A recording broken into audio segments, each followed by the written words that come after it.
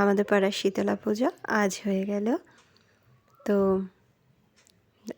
মেয়ে ভিডিওটা করেছে, দেখো আমরা যখন কুলো নিয়ে ঢুকছিলাম, সবাই আমাদের বাড়িতে ঢুকছিলাম যখন, ওকে বলাই ছিল তখন ভিডিওটা করিস, তো করে ফেলেছে। প্রতি বছরেই কিন্তু মা আসে যখন বাড়িতে, ভিডিও করে পোস্ট করা হয়, তোমাদের দেখানো হয়। তো এবছরেও একই, তো মায়েরও ফটো দেখাবো তোমাদের। খুব সুন্দর হয় মায়ের ফটো, মানে মা দেখতে এত অপরূপ সুন্দর, আর পুজোর পরে যেন মা জাগ্রত হয়ে ওঠে।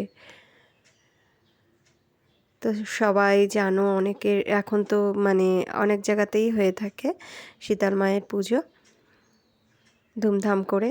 তো ভীষণ আনন্দ হয় এই দিনটা। এই যে আমি মনে হয় ফার্স্ট টাইম এই কুলোর সাথে একটু বেরোতে পেরেছি, এত বছর ধরে মানে ট্রাই করে করে বেরোতে পারছিলাম না। তো এই বছর ভীষণ আনন্দিত আমি যে আমি কুলোর সাথে বেরোতে পেরেছি। ভালোও লাগে, কিন্তু বেশ কয়েকটা বাড়ি যাওয়া হয়।